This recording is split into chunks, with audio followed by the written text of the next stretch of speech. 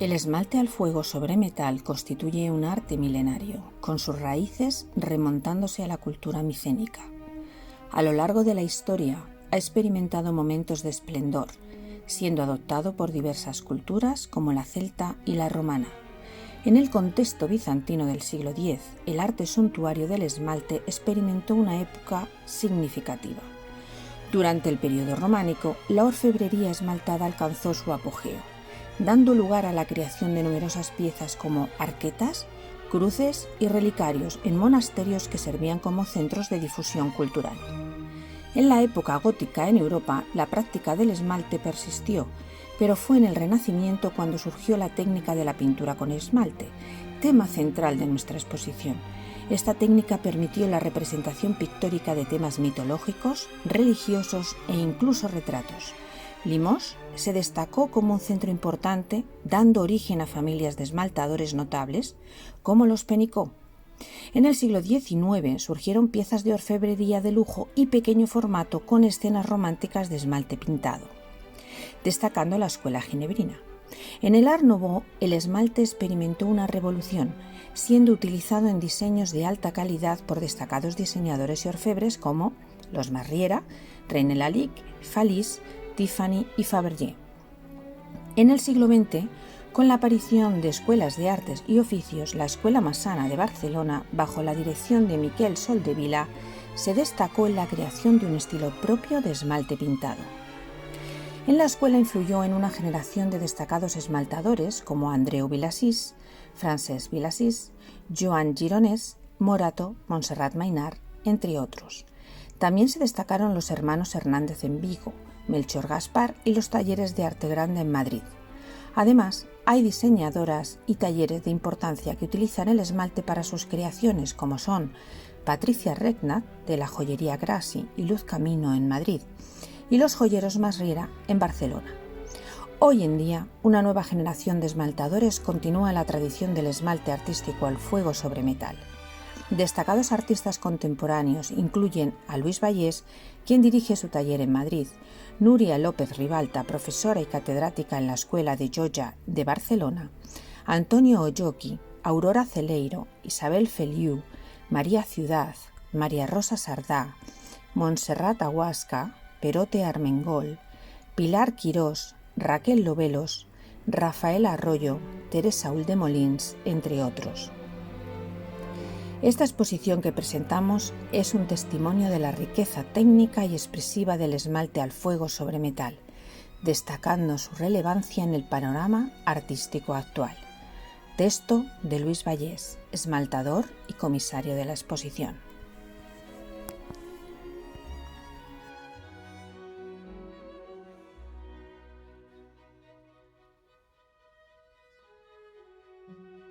Cuando hago mi trabajo de esmaltador, estoy orgulloso de desarrollar mi oficio y de practicar este arte tan bello del esmalte.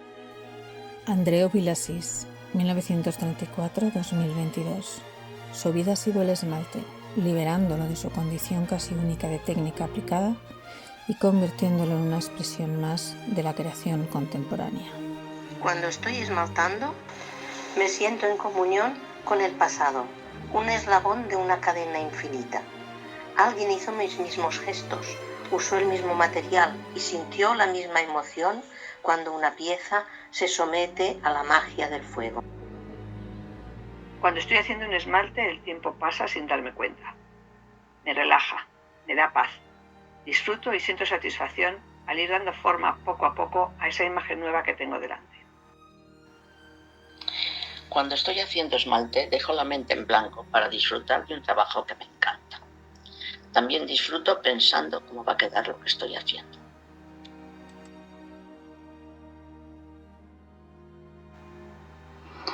Esmaltar es para mí una terapia, una evasión y el sentimiento de un gran bienestar.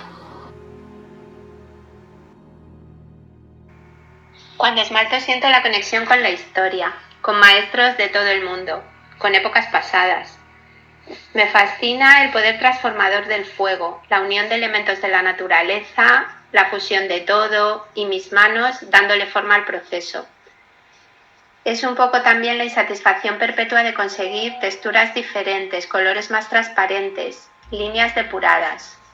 Evolución constante. Tanto en la colección Campo como en la de mayo del 68, he sentido con placer y agradecimiento cómo el pincel de Luis Vallés daba forma a mis ideas. Pintar es mi pasión, donde residen mis emociones y sentimientos.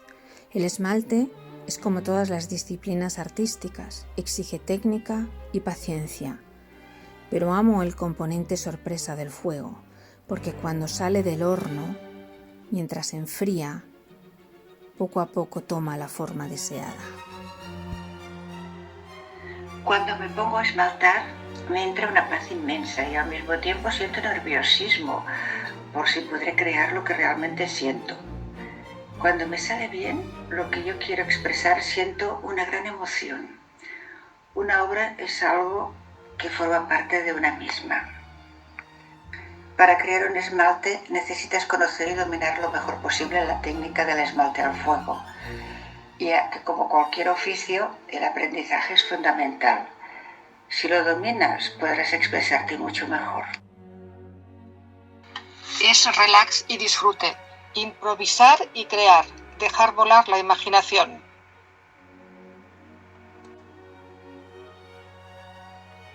Para mí esmaltar es una aventura apasionante. Es actualizar una forma artística milenaria y a la vez hacer memoria de aquellos que me precedieron en la fascinación por la magia del fuego.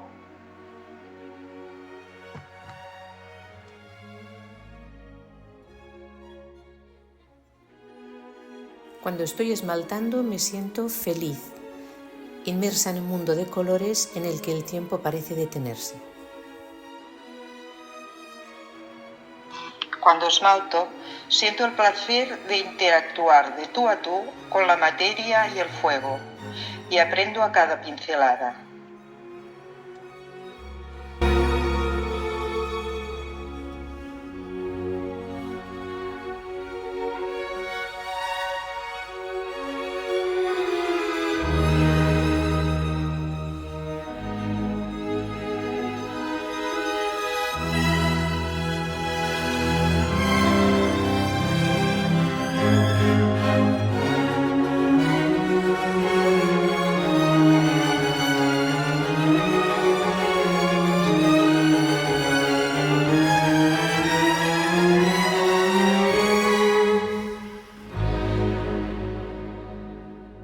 El arte del esmalte a fuego, comisariada por Luis Vallés, y en la que se inscribe esta conferencia a cargo del comisario y de Núria Ribalta. En primer lugar presentaremos a Luis Vallés. Él proviene de una familia de orfebres y ha desarrollado una amplia formación en diversas disciplinas artísticas, incluyendo el esmalte al fuego, el diseño de joyería y orfebrería, dibujo, grabado, escultura y técnicas de fundición y vidrio. Su trayectoria incluye viajes por todo el mundo, lo que le ha permitido conocer importantes museos y culturas antiguas, todo lo que queda plasmado en su obra. Vallés se ha destacado como conferenciante en museos y centros culturales, ha sido comisario de diversas exposiciones y organizador de jornadas sobre esmalte al fuego. Sus obras se encuentran en numerosas colecciones privadas e instituciones, incluyendo el Real Oratorio de Caballeros de Gracia de Madrid, la Catedral de la Almudena, así como la Real Academia de Bellas Artes de Madrid, entre otros. Bienvenido, Luis, y muchas gracias. A mi lado se encuentra Núria Ribalta, que es una artista esmaltadora de Barcelona, licenciada en Historia del Arte y doctora en Bellas Artes, con una tesis sobre el esmalte. Ha sido discípula y colaboradora de Andreu Vilasís, especializándose en Historia y Técnica del Esmalte. Es la presidenta y fundadora del Centro de Información del Arte del Esmalte y colabora en la redacción de la revista El Esmalte. Además, es conservadora del Museo del Esmalte Contemporáneo de Salou y desde el año 81 ha sido galardonada con diversos premios internacionales y cuenta con muestras de sus obras en numerosos museos de todo el mundo. Actualmente es catedrática en la Escuela de Arte y Diseño Lotja de Barcelona, en el Departamento de Esmalte Artístico y miembro de la Real Academia Catalana de Bellas Artes de San Jorge. Ellos dos nos darán la conferencia de hoy, que esperamos que disfruten. Después pueden ver la exposición que se encuentra en la entreplanta del museo. Y con mucho gusto les dejo con ellos.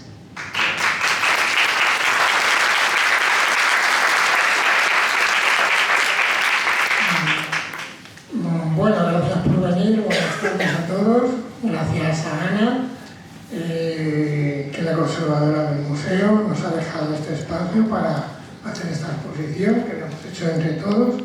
Nuria ha venido de Barcelona para transmitirnos su conocimiento y bueno, entre yo y ella os haremos esta conferencia, esta charla sobre el esmalte para que entréis en este mundo y lo conozcáis. Bueno, antes de empezar voy el sentido de esta exposición es divulgativa, es decir, es de promocionar el arte del esmalte, las artes del fuego. Bueno, dicho esto, pues voy a empezar. Lo primero que os voy a hablar es sobre el esmalte. A la gente que sepa qué es el esmalte y a la gente pues a lo mejor que no lo conoce. De eso se trata. El que no conoce, que se introduzca en ello. El esmalte es como materia, es una materia vítrea que su base fundamental es el sílice. ¿Cómo se hace esto? Se coge un crisol, se meten unos compuestos químicos que parte del sílice, se echa cal, boras, óxido de plomo, se funde a más de 1000 grados y se hace una pasta vítrea. Esta pasta vítrea se vierte en un palastro de acero y entonces al solidificarse se consigue pues una especie de galleta. Es decir, esto sería un esmalte transparente y opaco. Esto que es lo que se hace para aplicarlo, se tritura hoy en día con procedimientos mecánicos, antiguamente y hoy en día también, con un mortero pilón de tusteno y después con un mortero de agata, para conseguir una arenilla muy fina, como si fuese azúcar, que simplemente esto mezclado con agua ya lo aplicamos en un pincel sobre un metal. La característica fundamental del esmalte es que su base es el metal, a diferencia de la cerámica, que su base es plástica, la arcilla o la porcelana. Entonces, en el esmalte se aplica solo metal. En el caso de la pintura en esmalte, en el esmalte hay muchas técnicas. Se ha centrado esta exposición en la pintura en esmalte, las representaciones pictóricas hechas con un esmalte. Porque el esmalte, después de aplicarlo, se funde en un horno a 850 grados. Entonces, nosotros tenemos un metal que le conformamos, o plano, o podemos hacer una escultura, como podéis ver en la exposición. Se puede hacer joyería, se puede hacer panelar un edificio, se puede el metro, las paredes del metro son de esmalte sobre hierro. El esmalte es variopinto y amplio, es un arte muy amplio. Entonces, en la pintura en esmalte se usa el cobre porque es un metal muy noble que tiene muy buena dilatación. También se puede utilizar la plata, pero aparte de ser más costosa, pues también da un poquito más de problemas por las dilataciones. ¿Qué es lo que se hace? Se coge un esmalte transparente y se aplica sobre la chapa de cobre. Esto se mete en un horno, se funde y ya tenemos la base para empezar a hacer un cuadro. Esto sería pues un cuadro empezándose, ¿no? Aquí tenemos una placa con un fundente, estamos dando unas preparaciones con unas texturas para ir después sobreponiendo cada uno con una cocción pues los colores de esmalte, ¿no? Y ya vamos dando el colorido. ¿Veis? Aquí se está aplicando los esmaltes, que son, bueno, estos tarritos. Cada color tiene una fórmula y una composición concreta. No se puede hacer todos los colores con 4 colores. Hace falta un color para cada cosa. Se va aplicando las capas de esmalte con un pincel, en este caso, y agua simplemente. Se va dando capas y cada capa se cuece. Se puede dar hasta 14 capas. Esa es la gran diferencia con la cerámica. La cerámica admite dos cocciones y son cocciones de un día. En el esmalte son cocciones de 10 minutos y podemos hacer 14 veces, 16 contra menos mejor. Pero se puede hacer esto. Después, en el esmalte, todo esto es breve y conciso porque tenemos 1 hora y media, ¿sabes? Entonces, podríamos estar aquí, vamos, horas hablando de esto. Pero bueno, para que tengáis una idea general. Hay una técnica que es la pintura vitrificable, que ya es un esmalte súper molido, como si fuese harina, se mezcla con una esencia grasa, sándalo o parafina, y hacemos una paleta de pintor. Y ya con eso hacemos los detalles.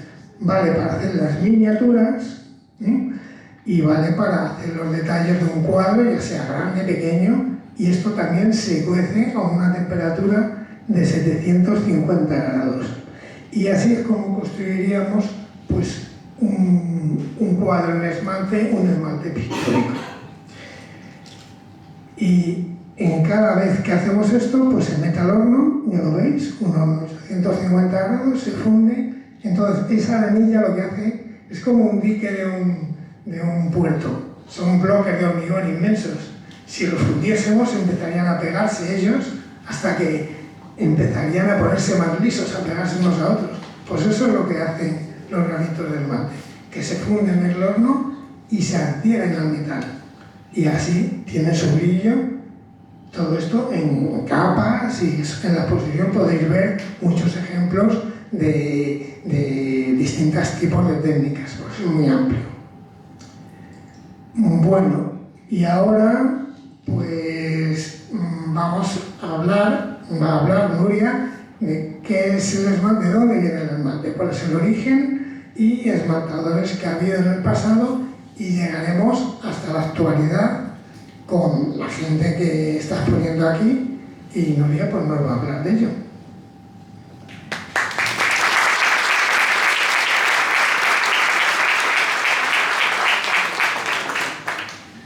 Gracias, Luis.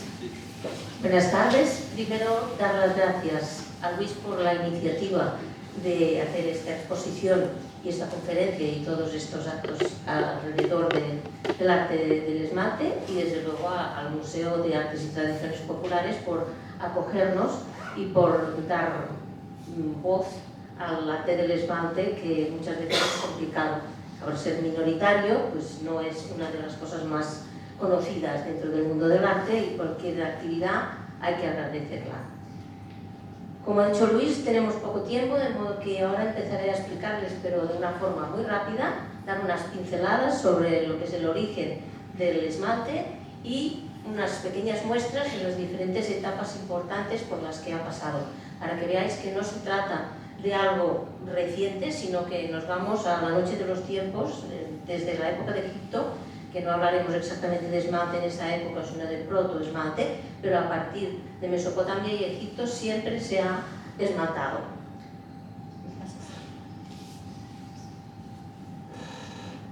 Bueno, me gusta a mí a veces empezar a hablar del esmalte hablando de una leyenda en realidad, pero que no deja de estar cercana a la realidad, explicando que una de las explicaciones de cómo se descubrió que el cristal podía adherirse a un metal, y a partir de aquí nació la tecnología del arte del esmalte, es explicando que los fenicios, que eran unos de los antiguas civilizaciones que viajaban por el Mediterráneo y traían algunas de las tecnologías que se conocían en Mesopotamia y sobre todo en Egipto, pues tenían colonias en diferentes puntos del Mediterráneo y varaban las barcas para pasar la noche, y allí empezaban cocinaban para alimentarse, y también para el frío encendían hogueras. Entonces se explica que se dieron cuenta de que los utensilios que utilizaban para calentarse y sobre todo para cocinar, pues después de pasar la noche, por la mañana aparecían con una serie de cristales para nosotros, pegados, brillantes, enganchados, pegados fuertemente a esos utensilios metálicos.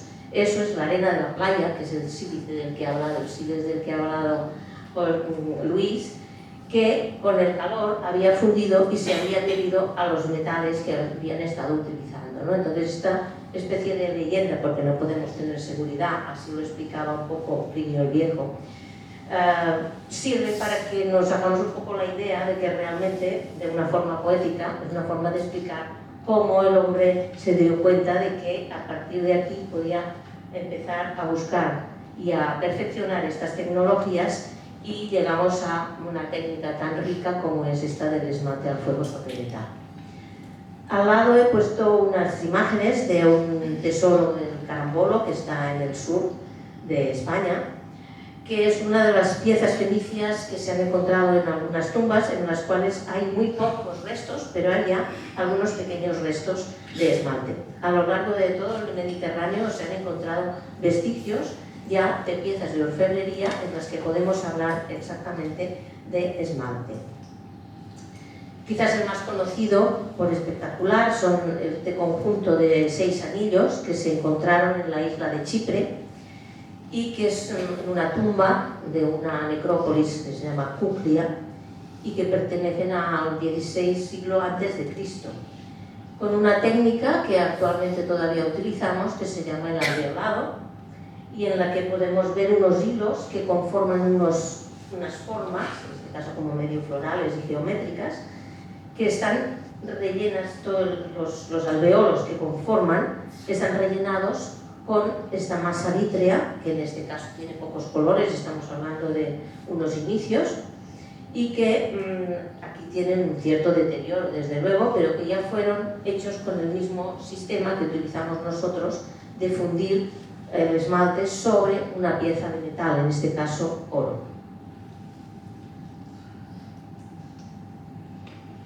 Pasamos haciendo un poco de salto en la historia, pero paso a mostrarles una de las piezas más importantes que se conservan hoy en día, que es la llamada pala de oro que está en la Basílica de San Marcos de Venecia. Durante el Imperio Romano, tanto Oriente como Occidente tuvieron orfebres y artífices capaces de crear maravillas con esta técnica. Sobre todo la parte oriental, tanto Georgia como Bizancio, fueron de un altísimo nivel. En esta pala de oro, que es un retablo que sufrió a lo largo de los años diversas modificaciones, no son solo de una época, sino que hay una parte más antigua proveniente, que proviene de la capital, de Constantinopla, y después hay otras piezas, y sobre todo la orfebrería, alguna es posterior, o sea, hasta la época gótica se estuvieron haciendo pequeñas modificaciones, pero lo que son los esmaltes, del que hay un detalle del Arcángel San Miguel aquí a vuestra derecha, estos esmaltes son también en esta técnica que habéis visto de las piezas de Chipre, perfeccionada al máximo sobre una lámina de oro muy fina, que permite soldar estos hilos finísimos con esta técnica llamada del alveolado. Este imperio romano de Oriente y Occidente sufrió, como es sabido, una serie de invasiones y de pueblos nómadas, de pueblos que se han llamado los bárbaros, viniendo del este y del norte, y que entraron en contacto con este imperio romano. Ellos conocían en parte también algo del esmalte, pero sobre todo es a través de trasladar los conocimientos de Bizancio hacia Occidente que otras culturas, como serán los celtas y como serán luego los pueblos francos y los pueblos germánicos, que se adaptan e intentan imitar esa técnica tan maravillosa que Oriente había llegado a perfeccionar. Y aquí tenéis un par de ejemplos de ya realizaciones más occidentales en contacto con el Imperio Romano. A partir de aquí ya no perdemos para nada en diferentes civilizaciones esta posibilidad de ornamentar piezas orfebrísticas con color, y es el esmalte quien se cuida de hacerlo. Si bien en Oriente había una riqueza extraordinaria que les permitía trabajar especialmente con el oro, en Occidente la decadencia que hubo, sobre todo digamos económica, las guerras, etcétera, hicieron que no fueran capaces de continuar trabajando como hacían en Bizancio con manchas de oro, sino que tuvieron que buscar alternativas. Esa alternativa aquí en Europa fue el cobre, que en realidad también estamos utilizando todavía más, porque es, como ha dicho Luis, un material muy adecuado, el esmalte se le adhiere muy bien, es maleable, es fácil de cortar, es fácil de trabajar, es fácil de repujar, soldar, etc.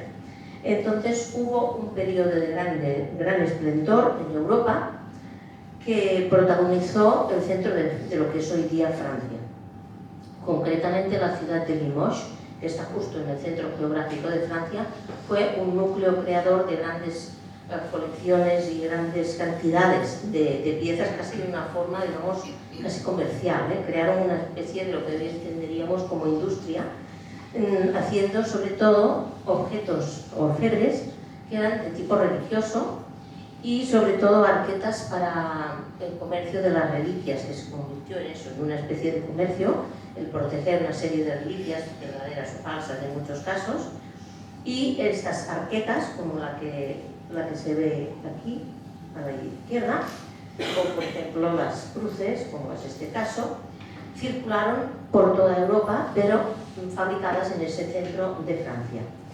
Aquí además, al haber hecho un cambio de material y no trabajar en oro y trabajar en cobre, inventaron o se adaptaron a una técnica parecida al alveolado del que hemos estado hablando, que muchas veces lo podéis encontrar con el nombre de cloisonné, porque Francia fue la primera que estableció manuales, etc., y se ha conservado mucho los nombres en francés, ¿eh?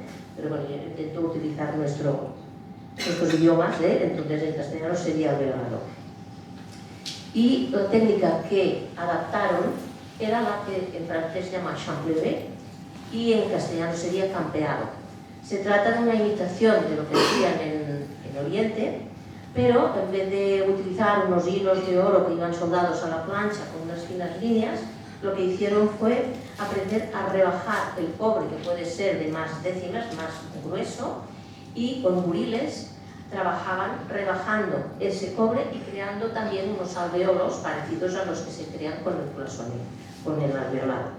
Y esos alveolos, esas excavaciones, en castellano también podéis encontrar en textos la palabra excavado para esta técnica, eran rellenados con los diferentes colores. Cierto es que también en algunas zonas se continúa encontrando a veces una combinación de las dos, de alveolado y de campeado, para hacer los detalles más finos, los pliegues de los ropajes de los personajes. A veces era más complicado haciéndolo con un buril y se utilizaba todavía una combinación de las dos cosas. Pero lo más interesante es ver cómo, para imitar la riqueza de Oriente, utilizaban un cobre, pero aquí lo veis dorado.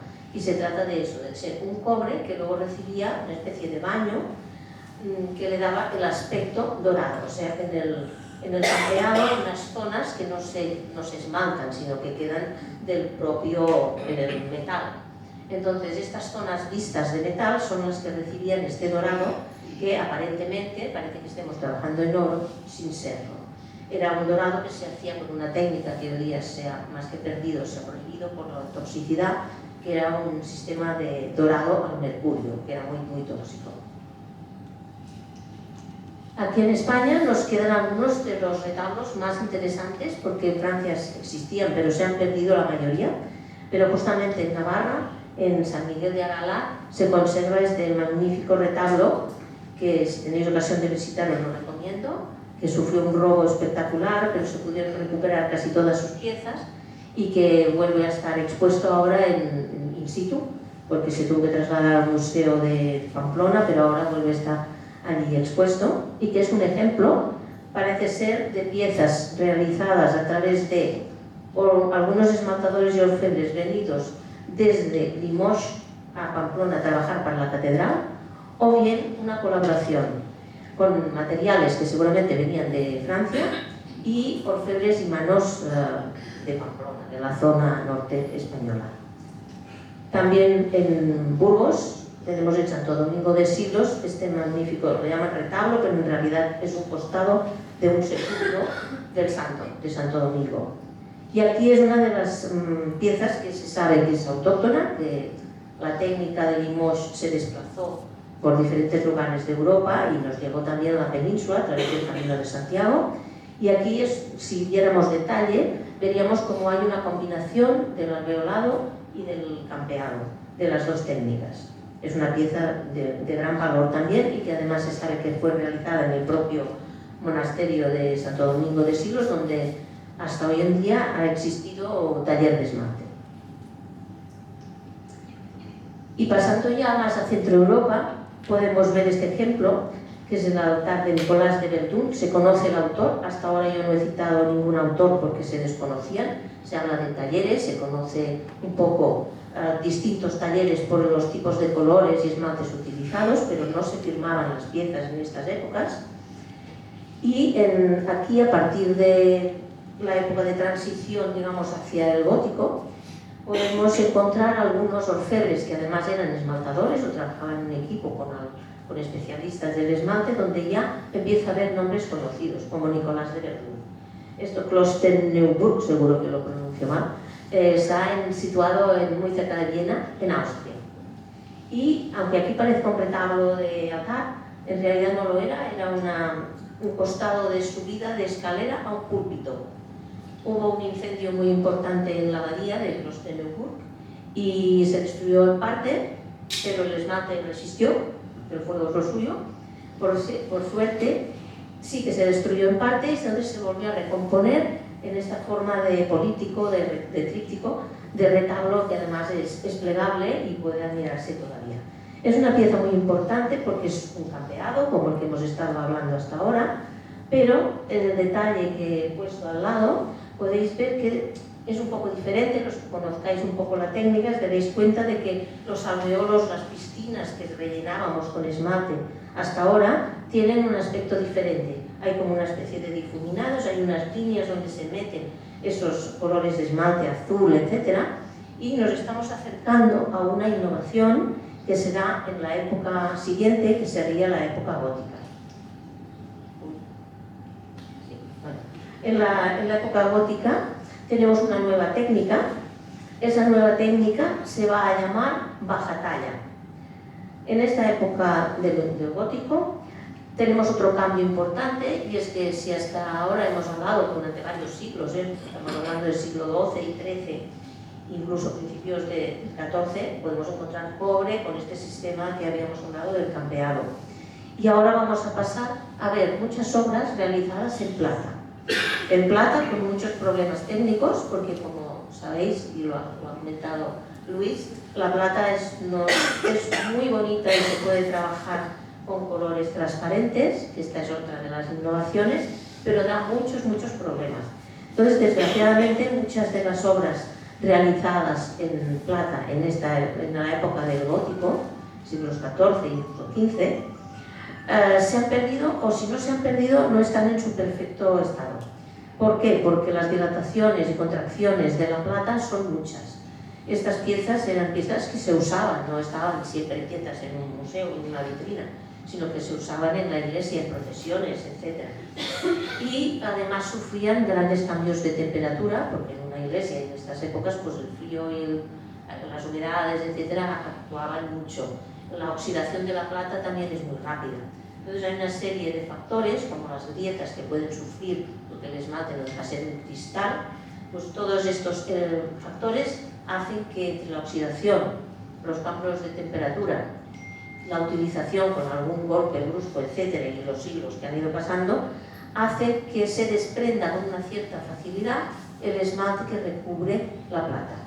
Entonces, incluso aquí en este detalle que he puesto en la pieza de vuestra derecha, se puede ver que hay unas zonas que están de color de plata, pero que en realidad en su época de esplendor, hubiesen estado esmaltadas.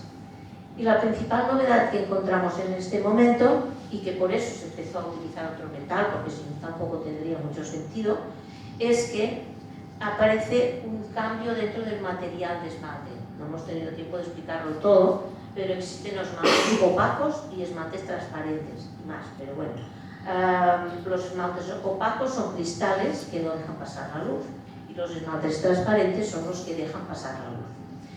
¿Por qué en esta época sucedió esto? Pues porque la tecnología de las civilizaciones va avanzando, y el gótico, todos recordáis que es una época de las catedrales en las que hay grandes vitrales que dejan pasar la luz y que ilustran escenas bíblicas en general, de la pasión de Cristo, etcétera, la Virgen, a través de cristales transparentes. Por eso es la época de la luz. El gótico se llegaba a Dios a través de la luz. Entonces, el hecho de que los vitrales se empezaran a usar con el sistema de cromado, que no tiene nada que ver con nuestra técnica, pero sí el cristal que se utilizaba debía ser transparente, la tecnología lo permitió y los esmaltadores se beneficiaron de este avance tecnológico. Hay que pensar que los talleres estaban alrededor de las catedrales o de los monasterios, porque la iglesia era quien mandaba en ese momento. La cultura estaba en sus manos, a través de la religión. Entonces los esmaltadores acudían al taller de sus compañeros vitraleros que estaban allí al lado y les daban los trocitos que sobraban de los vitrales, de los cristales de vitral de la catedral, los trituraban, como ha explicado Luis, y podían trabajarlos sobre ese material que es la plata, que nos da un color y una luz que el cobre no nos lo daría. El cobre, cuando se oxida, etc., sí que nos da un color transparente, pero la plata en este sentido es como más agradecida para el color que tenían en ese momento. Y además, los conocimientos orfebres también eran mejores y utilizaban el grabado y un poquito el cincelado, pero básicamente son grabados con láminas de plata muy fina, bueno, relativamente fina, que permitían hacer los dibujos que se ven aquí, por ejemplo, las caras de los personajes y sobre todo los vestidos, los ropajes, con incisiones. Estas incisiones cubiertas por esmaltes transparentes, si la incisión es muy profunda, nos va a dar un color oscuro. Si la incisión es más suave o casi inexistente, nos va a dar un color más claro. De modo que estamos avanzando hacia una posibilidad de que el esmalte empiece a trabajar un poco con claroscuro. A vuestra izquierda tenemos el ajedrez de Carlomagno, que está conservado en Roncesvalles. Es una pieza con un nivel de conservación extraordinario. Es mentira que fuera el ajedrez de Carlomagno, esto ha sido después que se ha atribuido por su aspecto, pero en realidad no era un ajedrez, sino que todas estas figuritas, placas, están representando determinados santos y al lado lo que hay es una explicación y debajo una pequeña reliquia. Es un cuadro, digamos, en el que se conservan una serie de reliquias. Seguimos avanzando así a grandes trazos en la historia y después de haber visto cómo vamos hacia el claroscuro, el esmaltador se da cuenta de que hasta ahora está muy al servicio de la orfebrería, simplemente. O sea, es como es un trabajo aplicado siempre a un trabajo del orfebre. Pero avanzando en la cultura estamos cerca del Renacimiento, en el que los grandes artistas son los grandes pintores, los grandes escultores y los arquitectos. Y el esmaltador empieza a acercarse a lo que sería el pintor, que es un poco además el tema de esta exposición y de esta conferencia. Entonces es a partir de este momento del Renacimiento cuando el esmaltador pide ser independiente y pide tener un estatus de artista. Entonces, ¿qué hace? Se empieza a olvidarse de una dependencia de la orfebrería y de ser un arte aplicado y empieza a hacer sus cuadros que no tienen más pues, que un marco o hacer un retablo en el que hay una serie de imágenes que son unas planchas de cobre, abandonando paulatinamente la plata por los problemas técnicos que he comentado, y fue el norte de Italia donde empezaron, quizás por la influencia de que Italia en el Renacimiento es el centro un poco del mundo del arte, empezaron a imitar el trabajo de los pintores. Entonces aquí, por ejemplo, hay una pieza que es como bastante primitiva en este sentido, pero muy significativa del norte de Italia, la zona de Milán y Lombardía es de las más importantes, aunque el despliegue de esta nueva técnica que el artista, el esmaltador, trabaja como un pintor, muy parecido a lo que os ha explicado ya modernamente Luis, luego se extendió por Europa y volvió a ser Limoges, la ciudad que hemos citado como la más importante en la época románica, digamos, de la Edad Media, volvió a ser Limoges quien difundió, perfeccionó y elaboró una técnica extraordinaria con este esmalte pintado. A partir de ahora hablaremos del esmalte pintado. Pero aunque Francia se ha llevado la palma, fue Italia y es de justicia explicarlo así. empezaron a aparecer en esta ciudad francesa, hoy día francesa, entonces era Francia, familias dedicadas a trabajar en el arte del esmalte. Digo familias porque se trabajaba por dinastías. Cada taller acostumbraba pues, a enseñar su trabajo a los hijos, o como hermanos, o como mucho pues, a los descendientes, si no eran hijos directos, pero siempre desde un entorno muy familiar. Y cada taller conservaba un poco sus secretos, avances técnicos, encontrar una nueva fórmula, encontrar un color específico, marcaba la personalidad de ese taller. Uno de los principales, de los conocidos, de los primitivos, pero que avanzaron bastante, fue la familia Pénicaud.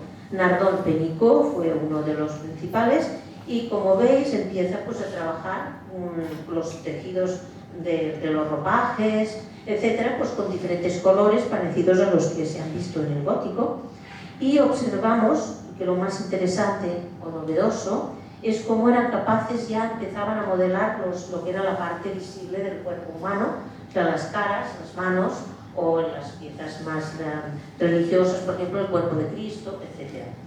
Antes no tenían un color blanco capaz de dar esa sensación de modelado y que imite las carnaciones.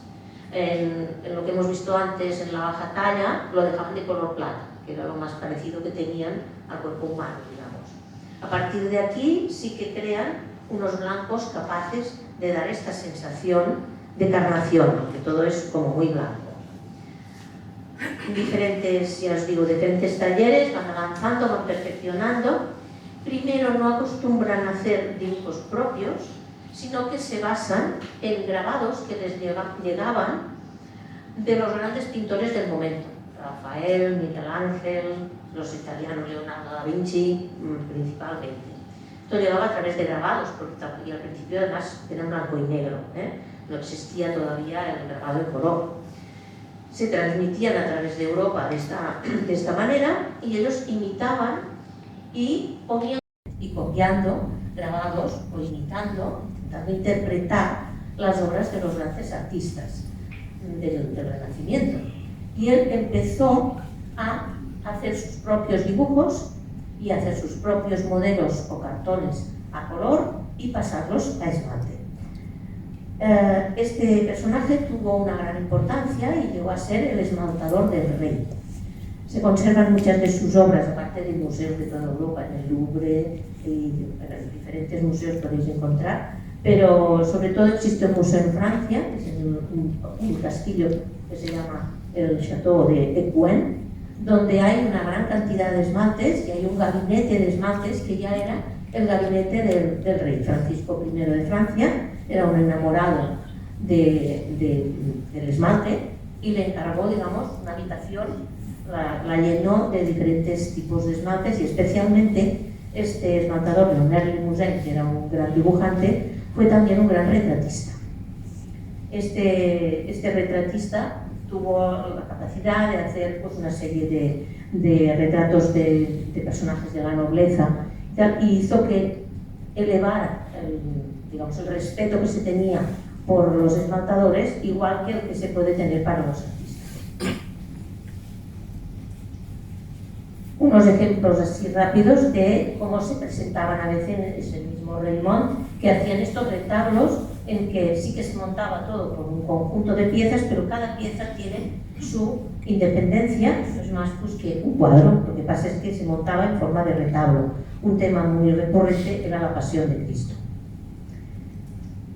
Y además en esta época evolucionaron mucho esto que os he explicado de utilizar un blanco para las carnaciones de los cuerpos, de manera que además, influidos porque los grabados que tenían de modelo, sobre todo al principio, eran en blanco y negro, inventaron una nueva técnica que se llama la grisalla, en la cual se trabaja con blanco sobre una superficie oscura, puede ser negra, puede ser un marrón semitransparente, pero siempre un tono muy oscuro, y se trabaja solo con transparencia de este blanco que inventaron, que llamamos todavía hoy blanco de Limoges, que es un esmalte entre el opaco y el transparente que por semitranslucidez nos puede dar luces y sombras, de manera que inventaron la posibilidad de hacer el esmalte en claroscuro. En Cataluña y Aragón se conserva alguna pieza de este tipo, no en el resto de España, realizada in situ, o sea que sea obra española. No llegamos en esta época aquí en España a tener grandes artistas de este material y se conservan, estas están aquí en Madrid, en el Museo Arqueológico Nacional, pero no podemos presumir en ninguna parte de la península ibérica de haber alcanzado unas técnicas parecidas a las que se alcanzaron en Limos. Sí que se pueden encontrar en diferentes museos piezas que podéis observar de esmalte pintado, pero son de factura exterior, de factura francesa en general. A partir de este momento, cuando llegamos al siglo XVII, después de una gran profusión de esmaltes, vino un momento de decadencia, es como todo, hay unas modas, la gramsaya se expandió muchísimo, y se hicieron vajillas, y se hicieron platos, y se hizo de todo, y los esmaltes pintados empezaron a pasar un poquito de moda. La técnica incluso no se perdió, pero empezó a ser más comercial y a perder transparencias, a perder precisión, etc. De modo que vamos de cara a una decadencia y llegaríamos a una época en la que se dejan de utilizar los colores transparentes, todo lo que hemos visto del gótico y tal se olvida un poco y empiezan a utilizar simplemente un fondo como si fuera una tela, un fondo blanco, y esa técnica que ha explicado Luis de una especie de pasta, que es como una pintura microfinada para que puedas pintar y luego cocer, pero se pierden muchas de las posibilidades que tienen los esmaltes en este sentido. Y nunca se ha perdido, ni aquí ni en ninguna parte, nunca se ha perdido del todo el esmalte, ni se va a perder, pero sí que es cierto que han habido momentos álgidos y momentos de decadencia. Aquí se conservó un poco esta técnica del esmalte, de la pintura sobre esmalte, que sería la palabra más exacta en este caso, un fondo blanco y se pinta encima. Luego tienes la posibilidad de cocerlo, como se podría hacer también en una porcelana. Y en Mallorca fue una de las zonas donde, por influencia también de Italia, porque no lo he comentado antes, pero toda la zona mediterránea, por cuestiones políticas y tienen mucha relación con Italia, tanto Cataluña, Gerona y las Islas Baleares, ya en época del gótico fueron muy importantes por esta relación que tenían con Italia. Y se mantuvo un conocimiento de estas, sobre todo para joyería, en las Islas Baleares. Pero es esta técnica que no es tan esmalte como las otras, digamos, no, sin tantas posibilidades. En cambio, esta misma técnica llegó a una perfección extraordinaria en zonas como Francia sureste, y de allí pasó a Ginebra, que fueron los que dieron un gran impulso a esta técnica solo con la miniatura. Esta técnica de la pintura sobre esmalte es donde Ginebra, donde nació, bueno, renació y tuvo su máximo esplendor, copiando obras de artistas reconocidos de la pintura y con creaciones propias. Pasamos al siglo XIX. También un poco de salto, pero hay que pensar, como os he dicho, que hubo un momento de decadencia en el que las técnicas, estas más antiguas que hemos estado hablando, casi desaparecieron y se tuvieron que recuperar a finales del último tercio del siglo XIX. Fue entonces cuando una mirada hacia el pasado, con todos los neos, el neoclásico, el neorrenacimiento, bueno, hubo una mirada a la historia del arte clásica, de Grecia y Roma, etc., y también a todas las técnicas medievales. Gracias a esto, orfebres, sobre todo franceses, y los conocimientos que aún quedaban, aunque fueran escasos en París y en Limoges y en Ginebra, se pudieron recuperar todas las técnicas, poco a poco, y aparecieron los primeros manuales. Empezaron a trabajar y a presentarse en exposiciones, igual que cualquier otro pintor. En esto tuvo gran influencia Gustave Moreau, que es un pintor muy importante, simbolista, francés, que él hacía su obra, pero además se puso de acuerdo con algunos esmaltadores franceses, como Paul Grandon y Alfred Garnier, que eran dos personajes con una gran técnica del esmalte, que colaboraban entre ellos y además colaboraban con este pintor Gustave Moreau.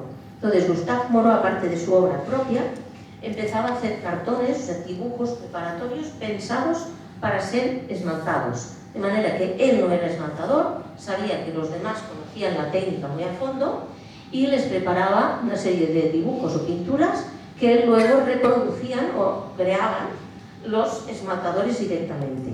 Y él los supervisaba y trabajaban en colaboración. Esto es bastante importante, sobre todo para el reconocimiento del arte del esmalte.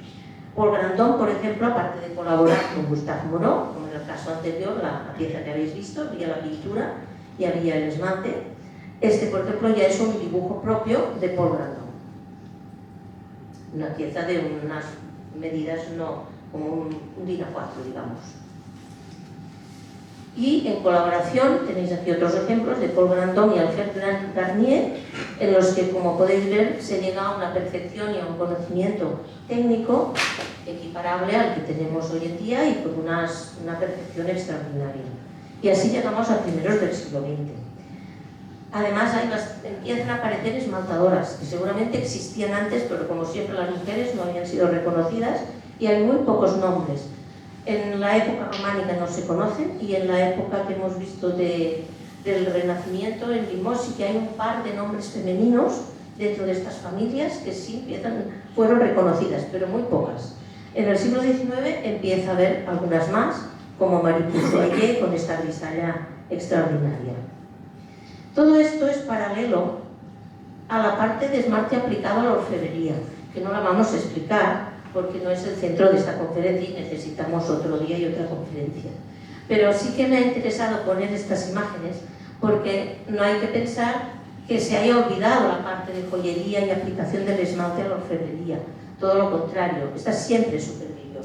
Y precisamente, paralelo a lo que habéis visto, es la época de finales del XIX, primeros del XX, en la que el Art Nouveau, el modernismo, es de una gran, extraordinaria importancia, sobre todo es joyería con color, con el esmalte aplicado. Es un gran momento álgido, con técnicas que no tenemos tiempo de explicar, pero en la técnica se llama vitral, es el plicajour, etc., con nombres muy famosos como René Lalique, Luis Marriera en Cataluña, y muchísimos franceses y belgas, etc. Esto es simplemente para situar que paralelamente ocurría esto. La joyería tenía su esmalte aplicado y era un gran momento. Y es a partir de este momento que hay un auge del uso de este esmalte que podemos empezar a hablar de lo que se llama la Escuela de Barcelona. La Escuela de Barcelona empezó a ser conocida por el tema de la joyería, con este nombre, porque una serie de críticos de arte lo aplicaron justamente a la orfebrería, lo que no estamos explicando aquí, lo que habéis visto, Luis Marriera, etcétera, que son gente conocida como joyero y que utilizaban el esmalte de una forma muy específica. A partir de aquí les llamaron Escuela de Barcelona a lo que se realizaba en esta zona, pero paralelamente lo más interesante es cómo nombres como el de Miquel Soldevila recogieron lo que había visto en París, que es lo que os he enseñado anteriormente, de los esmaltadores estos que querían ser reconocidos como pintores. Miquel Soldevila es un personaje de Cataluña que fue importante porque fue el primer profesor que tuvo una escuela reconocida en Barcelona, que es la Escuela Massana. La Escuela Massana fue la primera que empezó a hacer pedagogía del esmalte. Esto es otra cosa importante para que haya una continuidad y para que haya unos conocimientos, una transmisión de estos conocimientos y afuera del entorno de familias o dinastías como habíamos visto hasta ahora. Entonces esta importancia es porque empezó a formar gente, cosa que no era frecuente. Pero Miquel Soldevila, esta técnica de esmalte pintado o pintura y pintura sobre esmalte que él supo combinar muy bien, aparte de que él empezó a conocer el esmalte en el taller de un joyero catalán que se llamaba Ramón Suñé, él viajó a Ginebra, viajó a Limoges y viajó a París. Y en París fue donde conocieron lo que habéis visto, las obras, entre otros, porque hay más, de Alfred Garnier y Paul Grandon, y trajo hacia Cataluña este sistema de trabajo. Él era un gran pintor. Para hacer este tipo de trabajo lo más importante es ser un buen dibujante. Si no, nadie puede llegar a llegar a ciertos niveles de ejecución sin tener una buena mano en dibujo y en pintura y en sentido del color. Entonces, él era un gran pintor de paisajes y un gran dibujante. Y eso exigía también a sus alumnos cuando les formó en la Escuela Massana, que además llegó a ser el director de esta escuela. Con lo cual, un poco su concepto, en este sentido, sí que no era muy de actualidad para el momento, o sea, era más bien, entre comillas, anticuado, pero muy perfeccionista. De él son obras como esta que habéis visto, que es una pieza muy pequeña. Me gustaría comentarlo porque, aunque aguanta la ampliación, es una medalla que hace unos 2,5 centímetros por 1,5. Y aguanta, para que vean ustedes la capacidad y la perfección de esa miniatura, que aguanta perfectamente la ampliación tan grande. Fue también un gran pintor retratista y de él son algunos medallones y retratos hechos con esmalte pintado y pintura sobre esmalte para lo que es el detalle más miniado. Sus discípulos forman esta escuela de Barcelona, que cuando digo escuela no me refiero a la Escuela Massana, sino a escuela en el sentido estilístico, estilístico, formal y un poco técnico, que se caracteriza por unas transparencias, una exigencia técnica, unos colores muy limpios, una gran translucidez y un figurativismo. En esa época él no dejaba, aunque ya el arte estaba yendo hacia la abstracción, en este sentido él fue siempre muy figurativo. Paso algunas piezas con algunos nombres que nos podamos entretener a comentar. Modest Morató, que fue un taller en el que sus hijos siguieron y siguen todavía en Barcelona trabajando, que se dedicó sobre todo a temas de tipo religioso. Hay un retablo de la izquierda con un detalle que es del centro, que tiene unas medidas considerables, hecho a piezas. Josep Prunet fue también un gran artífice, sobre todo ya con un sentido un poco mediterráneo de pintura, aunque siempre figurativo, de lo que llamamos en Cataluña el novecentismo, y fue también profesor en la Escuela Massana, gran dibujante y gran pintor, y de él surgieron grandes esmaltadores que aún trabajan hoy en día. Esta pieza tan curiosa de los gemelos también es de Josep Prunet. Los tamaños en este caso sería un tamaño casi, digamos, postal. Joan Gironès, otro de los grandes nombres del esmalte catalán, también profesor, que formó también grandes artistas de Cataluña. Sería la primera generación, lo que os estoy enseñando, la primera generación surgida de esta escuela de Barcelona. Francesc Vilasís Capalleja, el más joven de esta primera generación, que se dedicó primero a la medallería, la pieza primera de la izquierda, yo apunté un acierto, bueno, la primera de la izquierda sería tamaño medallita de colgante, que fue una de sus especialidades, y luego empezó a trabajar de una forma mucho más artística, con piezas mucho más grandes de tamaño, con piezas que pueden tener un aspecto escultórico, como esta que está montada en una pieza vertical, que es pensada como una escultura, pero no deja de ser una pintura, siempre con un rostro femenino, que es su especialidad, y con un dominio de la pintura sobre esmalte técnicamente extraordinario.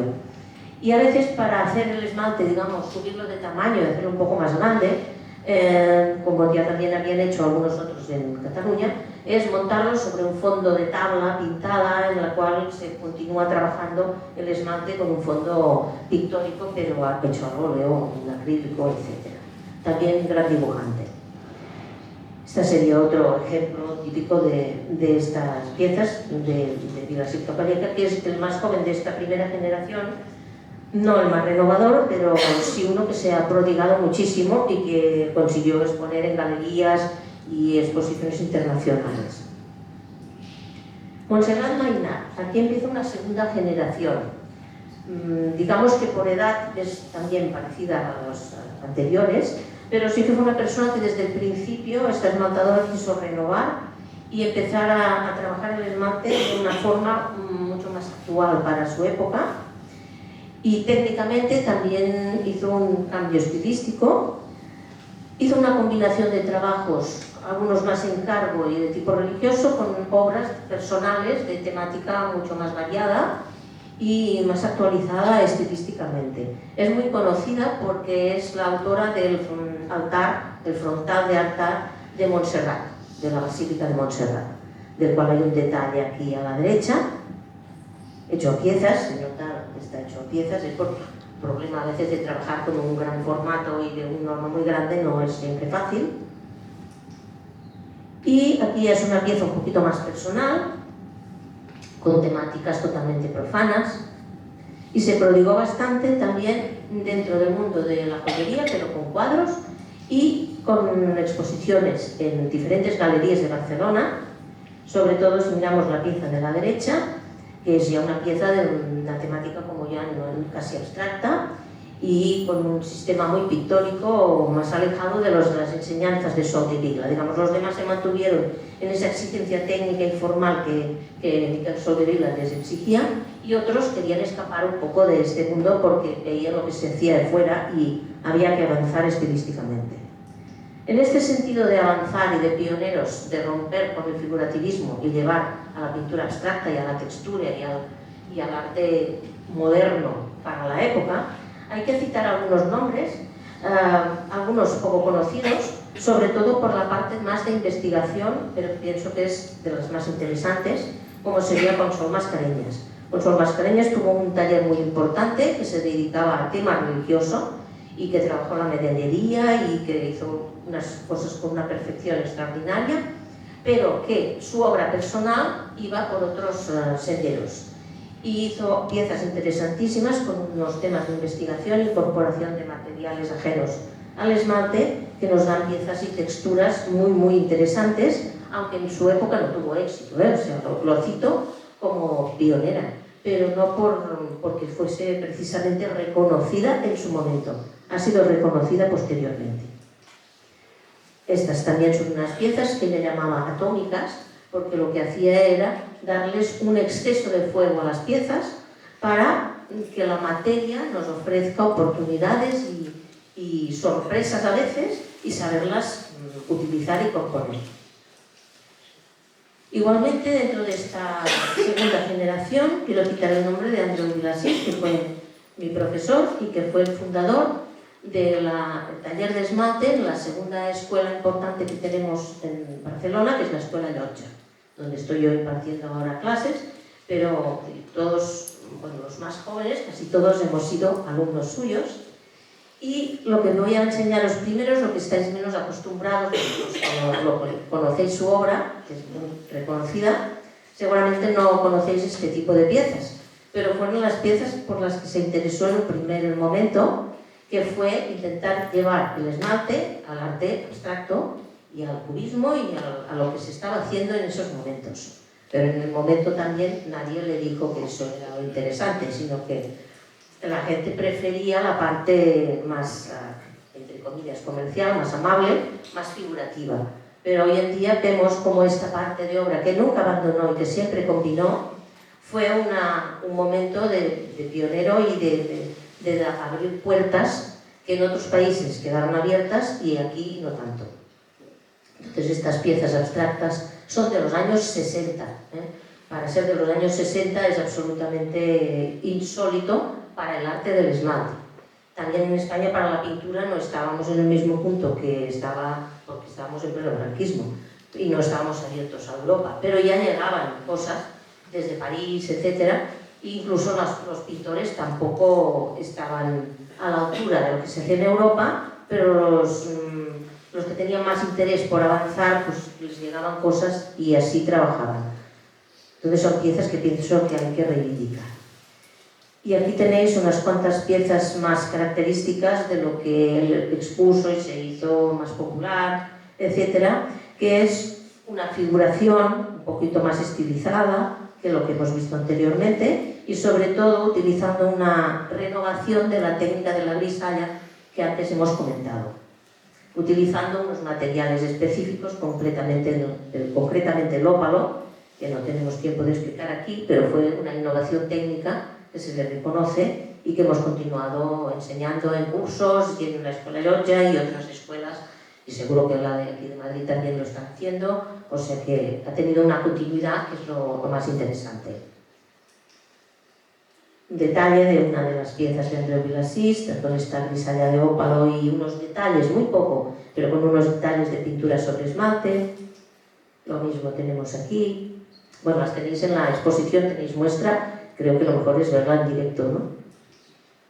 Aquí tenéis una de las de la exposición, otra que es el beso, que también es de esta misma época y estilo.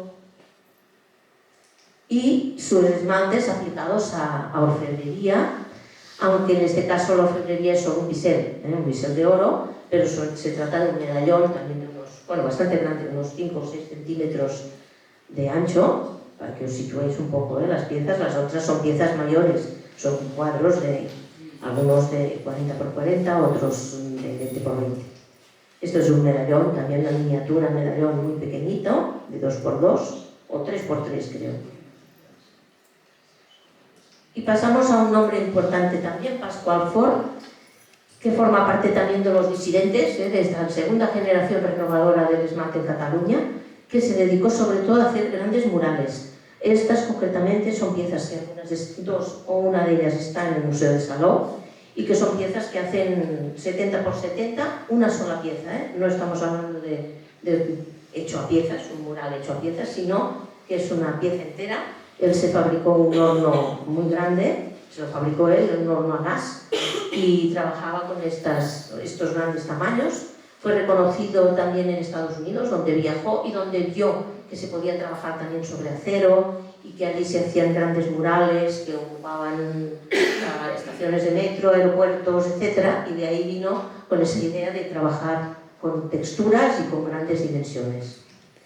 Otra persona poco conocida, pero que es Ima Salvador, una catalana, que trabajó con texturas incorporando otros materiales como lava volcánica, etc., y que trabajó durante mucho tiempo, pero por falta de reconocimiento al final lo dejó y se dedicó solo a la pintura. Esta pieza hace unos 80 centímetros por 50 más o menos, de una sola pieza. Y después querían hacer una mención al uso del esmalte, la pintura en esmalte, pero aplicado a la arquitectura. Tenéis aquí una pieza de Carles Madirolas, es un profesor que fue, murió, pero es un profesor que fue de nuestra escuela, de la Escuela Llotja en Barcelona. Él era profesor de dibujo y de pintura, pero conoció el esmalte a través de compañeros y se aplicó para aplicarlo a este gran encargo de un edificio que era una compañía de seguros en Barcelona y que existe todavía y que está en perfecto estado. Solo ha tenido que hacerse una limpieza, porque como no está a la altura de que nadie le haga nada, un graffiti, que también se puede limpiar, pero está en perfecto estado, siendo de los años finales de los 60 o primeros de 70. Y es un gran edificio en plena diagonal de Barcelona. Está hecho a piezas porque son casi más de 2 metros cada una, pero la composición permite que los cortes formen parte, es una composición muy lineal, y los cortes que hay de las diferentes piezas forman parte de esta composición. Un discípulo de Andreu Vilasís, que ha hecho también un tipo de trabajo muy pulcro, siempre con unos esmaltes muy transparentes, jugando siempre con estos difuminados, etc., y aplicando esmaltes también combinados, aplicados sobre un fondo, en este caso de papel, o papel de grabado y tal, y continuando un poco con dibujo, lo que sería el marco, entre comillas. Bueno, esto es obra mía, porque me han dicho que sí, que traiga obra mía, me da mucha vergüenza explicar mi obra, pero bueno, quizás después si hay preguntas me las hacéis. Pero bueno, estos son ejemplos de mi obra, que ha sido muy variada. Y bueno, por ejemplo, esto es un autorretrato, pero un autorretrato de hace años, como se puede comprobar. El tiempo pasa. Pero además tampoco pretendía ser un autorretrato muy hiperrealista, sino un autorretrato en el que hay una parte que consideras más importante de esa persona o que quieres expresar, etcétera, etcétera, ¿no? Destacando ciertas características. Y después he traído sobre todo lo que es la aplicación. Se trata de objetos reales, unas gafas, una montura de gafa normal y corriente en la que se han aplicado unos esmaltes. Entonces son objetos de estos imposibles, un poco surrealistas. O por ejemplo collage con un disco de vinilio de verdad, haciendo un homenaje a John Lennon, ¿no? Entonces recortando o aplicando al lado del disco pues una placa de esmalte del mismo tamaño para crear este trompelate que dicen, ¿no? Un trampatojo casi. Objetos más como un bol de unas ciertas dimensiones, es un bol bastante grande, y piezas en las que utilizo mucho los hilos de esmalte, como esta que es bastante reciente, y otras en las que hago este juego así como entre escultura y esmalte y jugando con un fondo de pintura. Esto se hizo durante la pandemia, cuando estábamos encerrados en casa.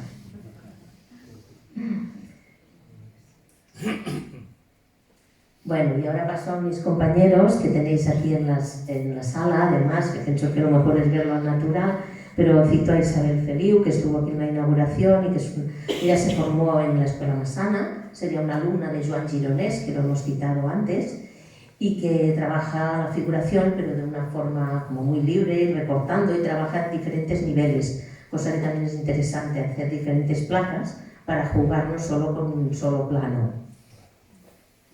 Isabel Feliu otra vez, con sus piezas en las que la figuración es también protagonista, pero muy libre.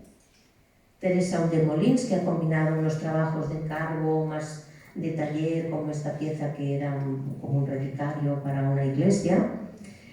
Y en cambio después su obra personal, que trabaja combinándolo con piedras, hace esculturas, combinando la forma, lo que le sugiere una piedra que va por la montaña todo el día mirando, y cuando veo una diré, esta me va a servir a mí, que tiene cara de señor o cara de tal. Entonces lo adapta, lo cierra, lo adapta la forma y juega con los dos materiales, cosa que me parece que ha encontrado una forma de expresión muy personal y muy interesante. Pero siempre dentro del uso de esta pintura, el esmalte como pintura, vaya.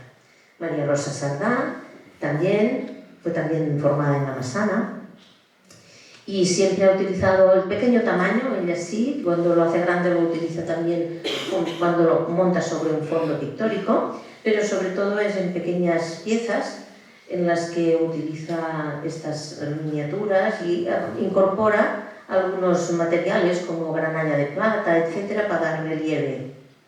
Y a veces lo utiliza en objetos como los que hay arriba, que son una especie de cajitas y paquetes. O sea, trabaja un poco fuera del plano también. O arrugando el cobre, dando forma.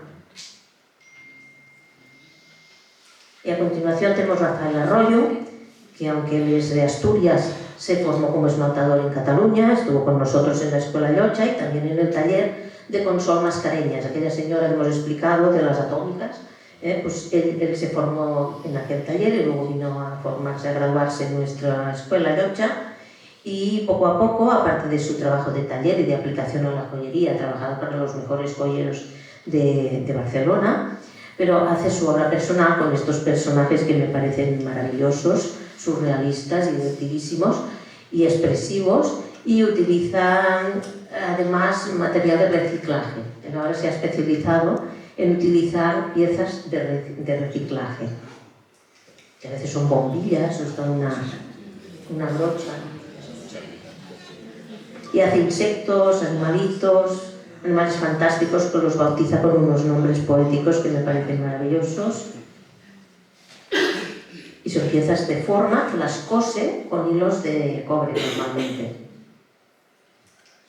Pero la técnica que utiliza para construir esas esculturas no deja de ser la que estamos utilizando todos de la pintura sobre esmalte, o del esmalte como pintura.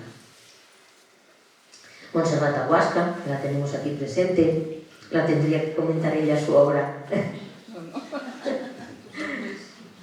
Es una pieza, son piezas también muy interesantes en las que juega mucho con las transparencias y juega también con el fondo, el tratamiento del metal, que puede estar acabado, puede estar ondulado, y sobre todo, lo que digo, una pulcritud técnica y un uso muy inteligente de las transparencias. Arriba tenéis una pieza que es de tipo escultórico, estas son piezas más planas.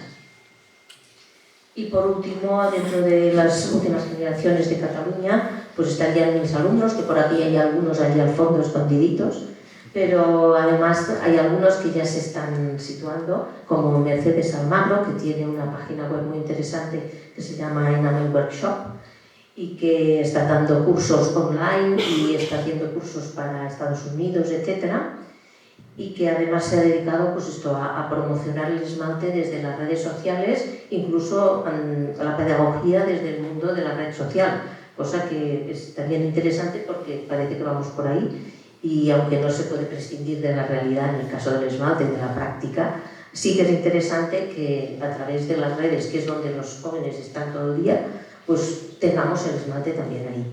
Por eso he citado a ella.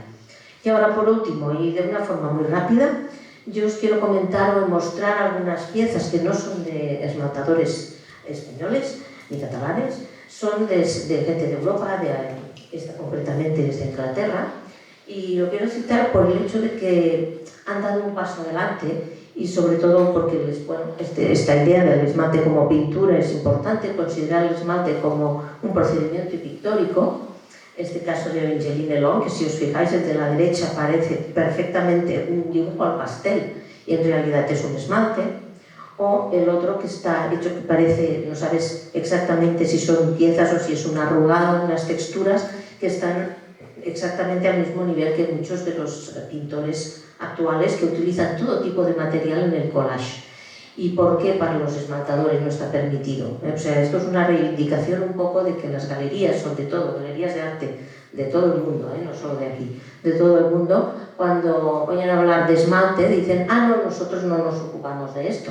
O sea, un señor presenta un dossier de fotografías de su obra y si es esmalte o si es sobre, aunque sea pintura acrílica sobre aluminio o es un collage en el que pone un polvo de mármol o pone cualquier otra cosa, si les interesa el resultado, lo van a admitir y lo van a poner en una exposición en su galería. Pero si te presentas como esmaltador, llegas a la galería y dices, traigo mi dossier de esmaltador porque me gustaría hacer una exposición con ustedes para que analicen mi obra. Y te contestan, nosotros no esmalte, no lo tocamos, esto no es para nosotros. Vale. Sí, eso está cambiando. Y está cambiando en Europa y vamos a cambiar. Estamos aquí. Exacto. Entonces, esto es un hándicap con el que hay que pelearse o en las ferias, en cualquier sitio. Luis lo sabe, yo lo sé y lo sabe mucha gente. Entonces, bueno, en Europa han empezado a hacer ya este salto y hay gente que ya se está moviendo dentro de este mundo, aunque a veces... Por ejemplo, Belinda Coyle, que también es una persona de Inglaterra, que está haciendo este tipo de piezas y que se exhiben en ferias de arte normales, como aquí a Arco, y vamos a ver si hay algún esmalte, seguro que no. Entonces, en cambio, muy pocos, ojalá haya alguno.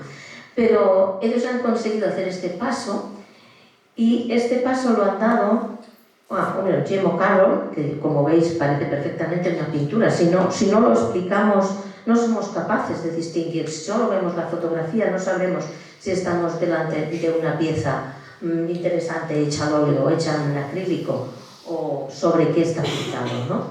Y esto es lo que intentamos defender, que desgraciadamente hay una connotación que esmalte va unido a orfebrería, religioso, figuración, medalla, joyería, y no tiene por qué ser así siempre, que es muy digno y que es otra forma de aplicación de la que no renunciamos, no se entienda mal, pero que existen otras que parece que tenemos un freno. Entonces, especialmente cito a Christophe Miranda, que es uno de los grandes pioneros en esta defensa de que el esmalte puede ser como cualquier otro procedimiento pictórico, que ha tomado el sistema de presentarse a las grandes exposiciones internacionales tipo Arco, cito porque es una de aquí, y cuando él envía el dossier de las fotografías pone pintura a fuego, por ejemplo. Sí, es un poco triste porque es como renunciar a tu... Pero él lo hace así, o simplemente pone vidrio,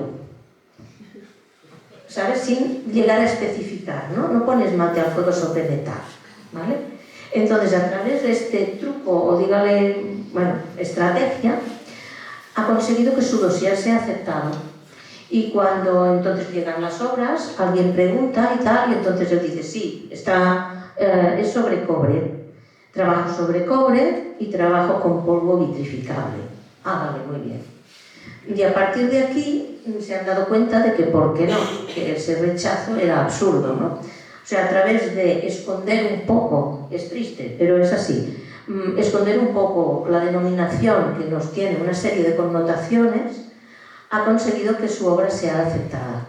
Y pienso que es una buena estrategia. Como ven, trabaja en formatos grandes. Esto es una última exposición en Francia y ahora he estado exponiendo en 2 o 3 salas de París y en Bordeaux, etc. Y funciona. Lo mismo ha pasado también con Andrea Battenberg, que es de Holanda, y que hace unos formatos enormes, también a base de piezas, y que no explica con qué lo hace. Bueno, es pintura, es un procedimiento pictórico, uno más de los que se puede usar, y bueno, usamos un horno para fijarlo, y punto. Y con esta diapositiva termino mi explicación y mi reivindicación del esmalte como arte.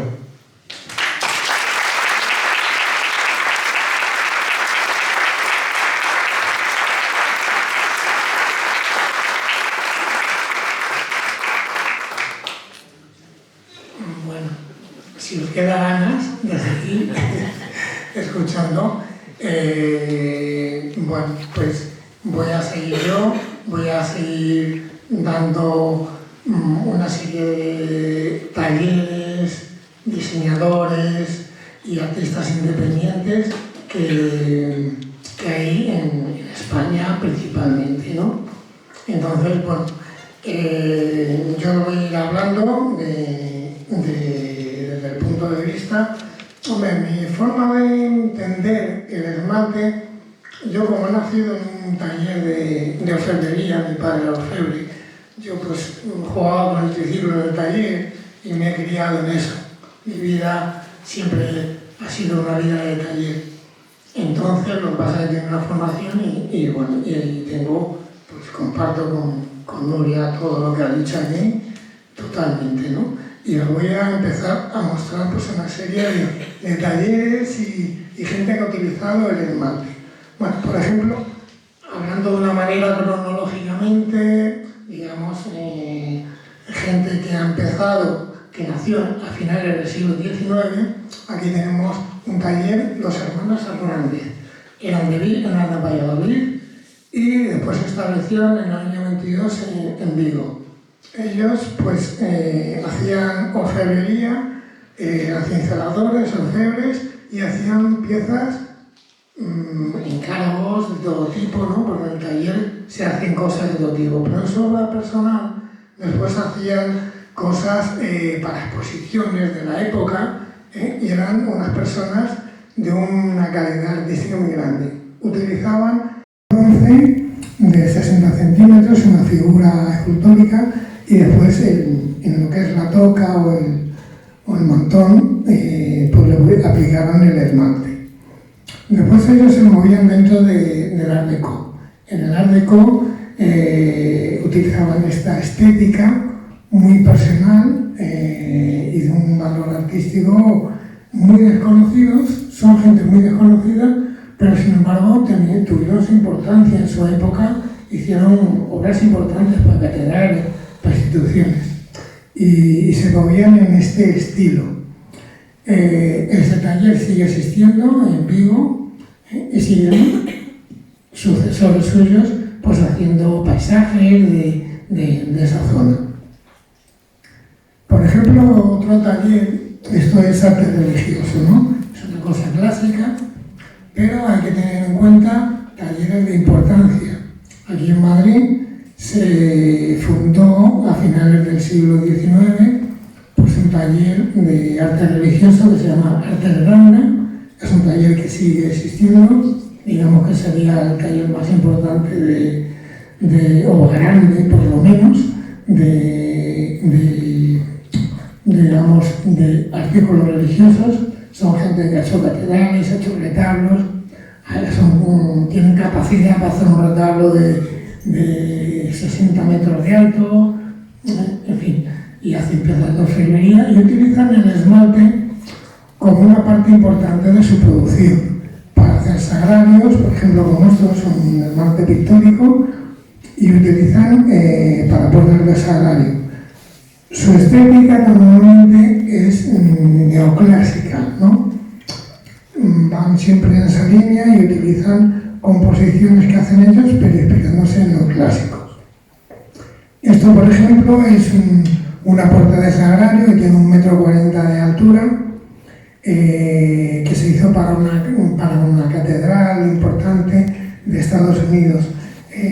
Bueno, yo colaboro con esta empresa, esta pieza de esmalte la hice yo en su día, me la encargaron, yo colaboro con ellos para hacer un poco piezas un poquito especiales, por así decirlo, los huesos. En el oficio, cuando una cosa es muy difícil, pues por aquí vienen a mí, ¿sabes? Aunque ellos tienen sus esmaltadores que hacen perfectamente las cosas. Después una empresa que hoy en día, digamos, quiero mencionar, es la familia Carreras y Carreras. Son grandes joyeros que llegaron a ser la 4ª empresa del lujo en España, haciendo joyería. Sin embargo, la familia pues ahora hacen objetos de lujo. Trabajan, aquí no se ve nada de ellos, porque trabajan para el mercado ruso, para el mercado árabe, en fin, la gente ya tiene dinero, y hace piezas como de este tipo. Es una mesa con malaquita, con lapislázuli, con orfebrería, con esmaltes. En el frontal de abajo pues son temas árabes, del gusto de este tipo de clientela, y han hecho piezas y hacen piezas de gran importancia y de gran valor económico. Ya después no es contemporáneo, no es rompedor, pero siguen manteniendo los oficios, que es lo importante, que el oficio siga existiendo y que haya gente trabajando. Bueno, de un taller voy a hablar del taller que fundó mi padre. Es decir, yo soy orfebre desde toda mi vida. Mi padre pues fue un orfebre que se estableció en el año 42 y empezó pues en una pequeña habitación, en una pequeña casa, y empezó pues haciendo orfebrería civil, lo que es la platería, soperas, bandejas, etc., ¿no? Entonces, bueno, pues mi padre estuvo durante largo tiempo haciendo eso. Y yo me formé en el aprendizaje del esmalte.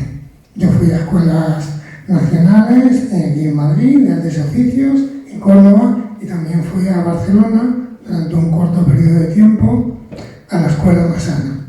En la Escuela Massana conocí a Andreu Vilasís, que tuve el placer y durante toda la vida he seguido teniendo relación con él, y a Joan Gironès, que me pareció un grandísimo, me parece un grande del esmalte, junto con Andreu, y bueno, contacté con ellos y siempre he tenido ese recuerdo muy especial y ese contacto.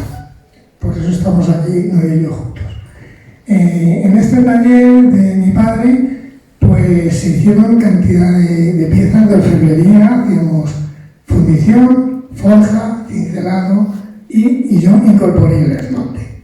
El esmalte en diseños, digamos, de corte clásico, pero no son copias, son diseños propios de corte clásico. Como esta arqueta románica, sin embargo tiene un esmalte pintado, en el románico no se hacía esmalte pintado.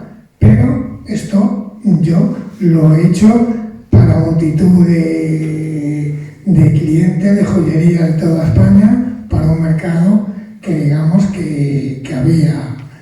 También Morató, por ejemplo, en Barcelona, hacía este tipo de piezas, pero yo, debido a mi tradición de familiar, pues lo he enfocado por el campo de la orfebrería, especialmente el esmalte, que es un arte independiente, pero también va junto con una pieza de orfebrería. Es orfebrería esmaltada, digamos. En el taller, aparte de tu producción propia, tu estética que tú busques, pues un taller es un sitio pluridisciplinar. En un taller se forja, se cincela, y se colabora con gente. Hay gente que se forma en el taller, hay gente con la que tú colaboras, y entonces esto desarrolla distintos tipos de técnicas. Por ejemplo, esto es un formato de medallería, que es una especialidad dentro del esmalte, y lo hemos trabajado en el taller. Son los encargos, en un taller hay encargos. Entonces son encargos institucionales.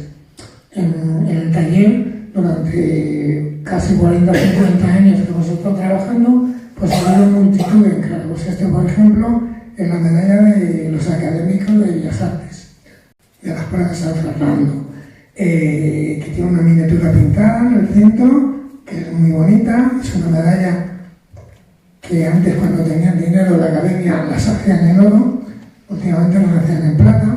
Pero vamos, Antonio López, yo he hablado con él y no le han dado medalla aún. Es decir, que el tema económico tiene importancia. Pero bueno, a la reina de Segovia, en todos los académicos. Cuando muere uno se pasa a manos de otro. Después, pues también en el taller pues, ha habido muchos tipos de encargos. Esto es para la Catedral de Madrid, la Almudena, a la que hemos hecho como por lo menos 3 trabajos, aureolas de grandes dimensiones para la fachada. Y este es una aureola que hice con esmalte, aunque no es esmalte pintado, pero bueno, es una aplicación del esmalte y que está presente pues, en la Catedral de Madrid, en el Santiago Apóstol, que está en la entrada según entramos en el interior.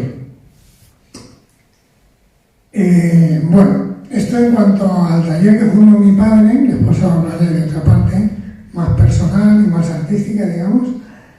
Y quiero hablar y dar importancia a diseñadores y joyerías que ellos han utilizado el esmalte en su producción.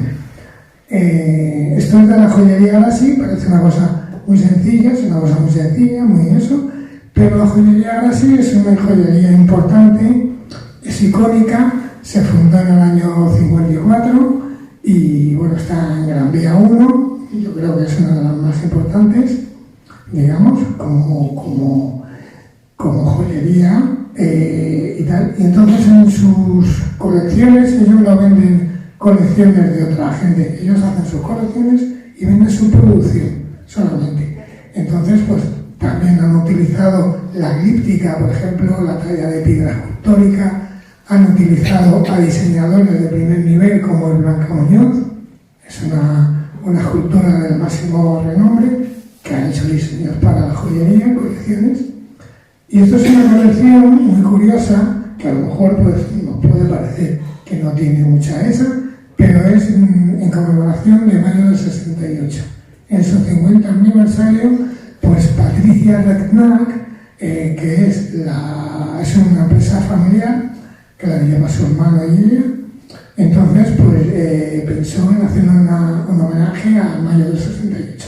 Y entonces en joyas aparecieron estos personajes que participaron en estas revueltas, por todos conocidas, y ella pues ha utilizado este tipo de miniatura pintada en una joya de gran valor. Lo podéis ver en la exposición, hay una colección de ella, son piezas que aunque parezcan no, pero valen bastante dinero, todas en oro, pero sin embargo es oro matizado en vez de oro brillante.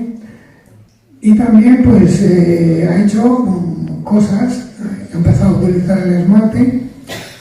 Yo colaboro con ella, bueno, estos esmaltes los he hecho yo, porque colaboro con ella haciendo los esmaltes. Y esto es una colección para un cliente que hizo de partes de la zona de su casa.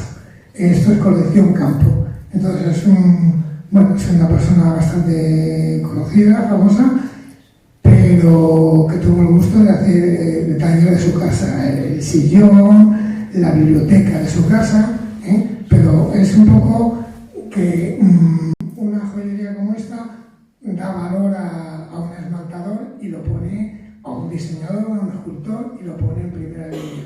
Y siempre tiene gala de de hablar de esa gente que colabora con ellos.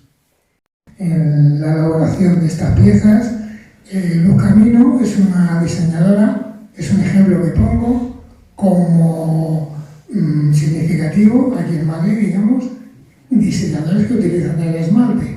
Esta diseñadora es poco vista en España porque todo lo comercializa en Estados Unidos. Ella ha puesto ahora últimamente en la Spanish Society una exposición muy importante y hace obras de gran importancia y colabora con joyeros como Monreal, que está aquí sentado, y elabora este tipo de broches que son súper grandes, son casi imponibles, tienen 15 centímetros, pesan, pero son obras de arte en sí, son esculturas. También colabora con esmaltadores, como es Carlos Renés, que también está aquí y ha esmaltado esta pieza en concreto. Y hace piezas tan espectaculares como esto. Esto, claro, en una mesa queda bien, pero eso se pone en una chaqueta, ya que sea algo contundente. Pero hace piezas de este calibre en vitral. Casi la técnica que utiliza es el vitral, la plata y el esmalte. Y digamos que hace pues unas piezas diferentes, con una estética, no quiere brillo en el metal, no quiere oscuro, en fin, todo va buscando algo diferente que se busca la joyería. De ahí su éxito y su reconocimiento en otros mercados. Una cosa que también quiero comentar es que digamos que aquí hay un mercado de arte, pero no hay un mercado de las artes aplicadas. En nuestro caso son las artes del fuego, como es el esmalte, como es la orfebrería, el helado, pero fuera de España sí que hay un mercado importante de mucho nivel. Hay ferias como el SOFA, por ejemplo, que hay una en Miami, otra en Santa Fe, otra en Nueva York, y están especializados en las artes aplicadas. Ahí hay joyería, hay orfebrería, hay cosas forjadas, hay japoneses haciendo jarrones forjados. Un jarrón forjado hoy en día, yo sé forjar, mi padre sabe forjar, hacíamos soperas. Pues hay un japonés que hace unos jarrones con unas formas muy especiales. Yo llevo una galería que hay en Londres que se llama Adrian Sasson, es una especialista en artes aplicadas y lleva pues gente muy reconocida dentro de la joyería, de la orfebrería, y os puedo decir, por ejemplo, un jarrón que yo vi en Nueva York, este me valía 130.000 euros en oro y así. Es decir, que hay un mercado que aquí está por hacer, y por eso estamos haciendo aquí esto, para reivindicar las artes y los oficios a un nivel artístico, buscando la vanguardia, buscando nuevas formas, nuevas maneras de hacer, pero con un nivel y una calidad. Y procurar de que en España se introduzca este mercado, que permite a los artistas y a la gente que le gusta hacer este tipo de cosas, pues le permita prosperar, fomentar y hacer cosas de calidad, no hacer cosas de pequeño valor que te permite una feria de cosas de poco dinero, sino porque eso te permite hacer poco. Hay que pretender hacer arte, y el arte lleva tiempo y tiene un coste. Y el esmalte, es un arte elitista, es un arte minoritario, es un arte que si a lo mejor la gente con un desconocimiento y una ignorancia absoluta en algunos campos, digamos, de galerísticos o eso, pero el esmalte siempre ha estado en la élite. La zarina tenía iconos por todos lados, pero en el cabecero de su cama tenía un icono hecho en oro y con esmalte. Es decir, que siempre ha sido el esmalte, pues las joyas de la corona inglesa, va todo con esmalte. Tiene el Cullman, que es uno de los mayores diamantes del mundo, y va engarzado en oro y en esmaltes. Siempre el esmalte ha ido unido al lujo, a la excelencia, a la calidad técnica que tiene esta materia tan bonita y de esas posibilidades tan infinitas, de hacer un mural de un edificio, hacer una miniatura, un retrato, etc. Es un poco reivindicar la validez, la belleza y el valor de la materia en la que trabajamos, y tenemos la fortuna de trabajar. Ahora ha habido una gran proliferación de artistas individuales, gracias, yo creo, que Soldevila fue una figura muy importante y fue un pintor que hizo escuela, y han salido una generación importante.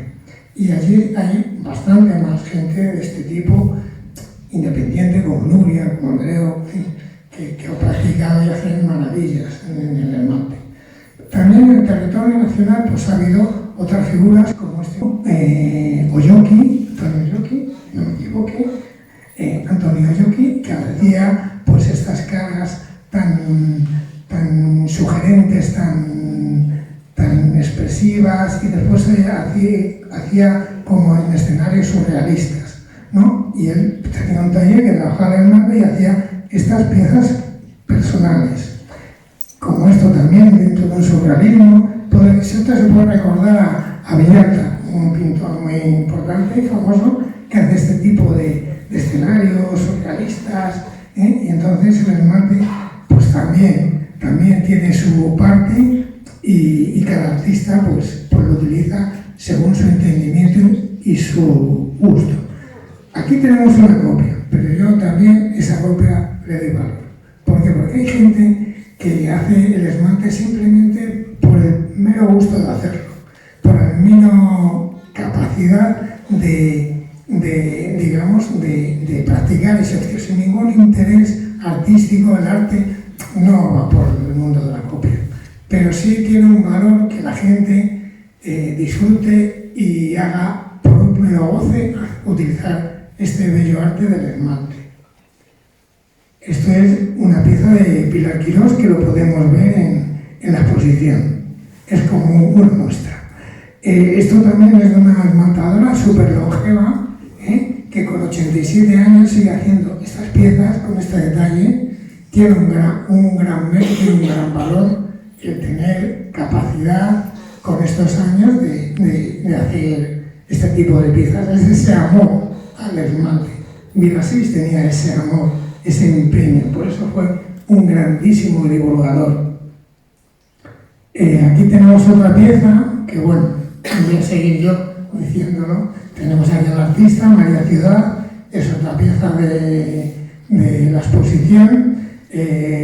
Digamos que ella juega con el esmalte son los limones, digamos, y después todo el fondo lo ha integrado en un panel con pintura al óleo. Entonces ha hecho un conjunto de esmalte y pintura al óleo, no por competir uno con otro, sino porque digamos que integra unas calidades con otra y va buscando un efecto pictórico, un efecto que llame la atención. Si subís aquí en la foto no da lo que es. Si subís a la exposición, pues lo veréis que son piezas llamativas, emotivas, y que tienen un valor técnico y artístico. Esto es otro también de María Ciudad, el paseo, la figura de la mujer y del paraguas es esmalte, y el resto es un fondo pintado, y entonces esta integración entre estas dos técnicas, la fantasía, el poder, el esmalte se combina con todo. Se puede estar en todo. Aquí tenemos también otra pieza de otra artista que participa en la exposición y ha participado también en la organización de este evento. Este evento es una cosa que se ha hecho entre un grupo de gente con ganas y entusiasmo. Esto es de la colección, espérate a ver si me acuerdo bien. Bueno, es una colección que tiene un hilo conductor y esta artista pluridisciplinar, joyería, hace diseño, moda, escultura, y entonces utiliza el esmalte haciendo una colección que tiene un hilo conductor todas las piezas, pero ella lo que busca es las texturas, investigar la forma, el arriesgarse, el jugar con el esmalte, un poco maltratarlo, para conseguir un efecto pictórico interesante. Aquí tenemos otra pieza dentro de esa colección, que también es sugerente, está dentro del realismo, de la abstracción, que es abstracto, que es realismo.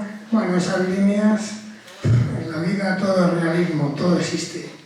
Una mancha en el suelo, Leonardo da Vinci, de las manchas de las paredes, sacaba las batallas que pintaba él. Es decir, que de una mancha sale, de un detalle de la naturaleza, sale la Catedral de Burgos, de un líquen. Si lo miras, ves las arquivoltas y todos los detalles de una catedral, de esas esculturas.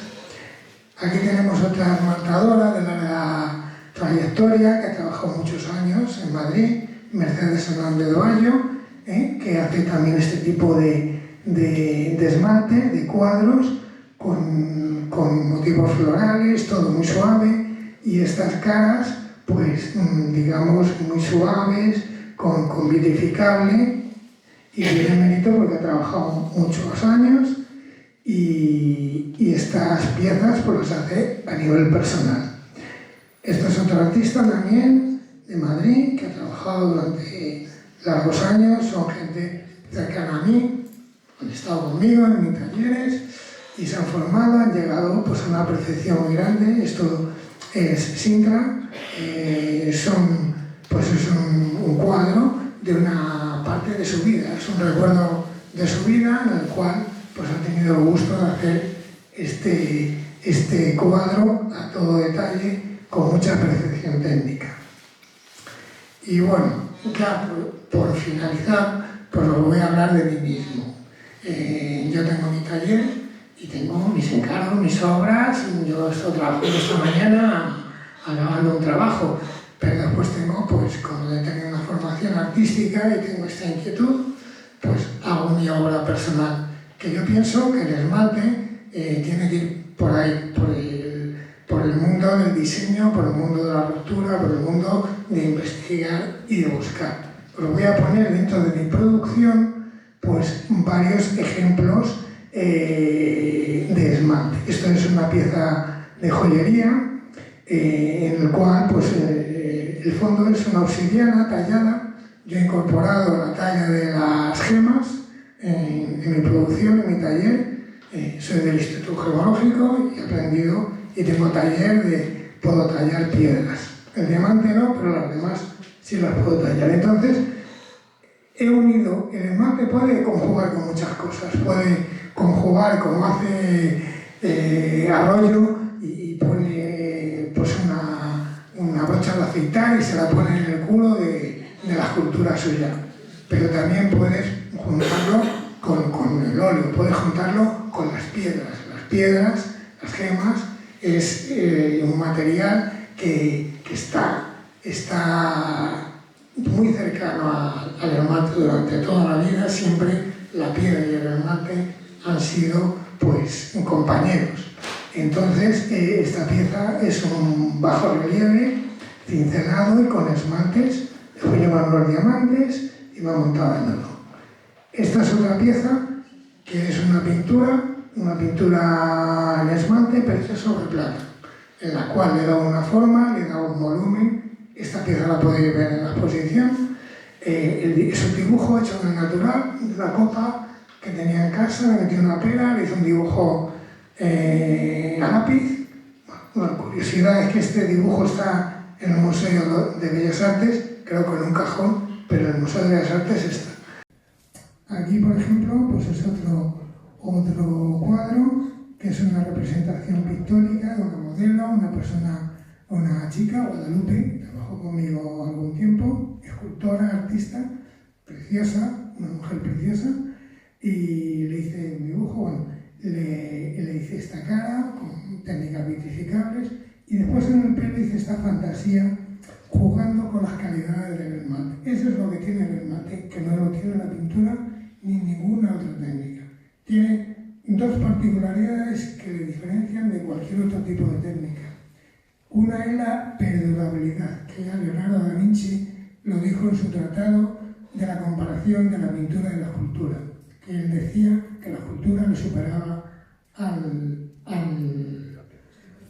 la escultura le superaba en durabilidad a la pintura. Pero dice, pero hay una técnica que es el esmalte, que ya existía el esmalte, y lo valoraba mucho, que tiene la perdurabilidad de una escultura. Un esmalte puede durar miles de años, conservando sus colores, esa es una. Y otra particularidad que tiene el esmalte por encima de todas las bellas artes es las calidades y las texturas que tiene. Vale, acabamos ahora mismo. Entonces, las calidades que se pueden conseguir con el esmalte. En el pelo es una fantasía esa con oxidaciones del metal. Un fallo que es que el cobre se oxida y cuando pones el esmalte, pues da unas texturas y unas oxidaciones, son protóxidos. Entonces, bueno, pues en el pelo he jugado con eso. Son todas las posibilidades que se pueden hacer. Esto es una hoja en plan hiperrealista, es un reto técnico que no sé si sería capaz de volverlo a hacer, es tratar de hacer hiperrealismo con el esmalte. Es muy dificultoso porque cuando pintas y lo cueces, siempre sufre, no se sabe lo que va a salir. Pero en este caso tuve la cosa de decir, pues también en el esmalte se hace hiperrealismo y aquí está. Y después, para finalizar, esta pieza, que es una pieza de gran formato, tiene 1,40 m de altura, en la que he combinado el esmalte y también la pintura sobre tabla. El árbol es un esmalte y el fondo pues es pintura al óleo sobre tabla. Esto es una colección de esmaltes. Yo he estado pintando temas de esto durante 15 años, haciendo pues nuestros bosques, nuestro Montejo, que en Madrid tenemos a Montejo, tenemos unos hallados preciosos, y yo pues me he inspirado en la naturaleza para hacer esmalte, para buscar esas luces, esas sombras, ese brillo de las hojas. Que bueno, en la exposición esta que haré en abril, pues habrá bastantes piezas de este tipo. Y bueno, y con esto pues acabo, y digamos que esto lo que pretende es de que hayáis tenido una visión amplia de la variedad inmensa e infinita que tiene el esmalte, tanto como la imaginación, de posibilidades artísticas, la calidad que tiene el esmalte, y después reivindicar que el esmalte es una forma de expresión como otra cualquiera y que tiene que buscar su sitio en el panorama artístico actual.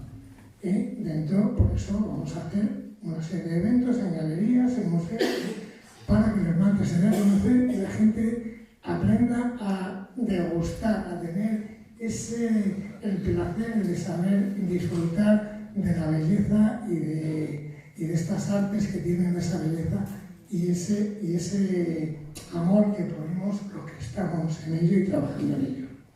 Y sin más, pues bueno, me alegro que hayan venido y espero que os haya gustado.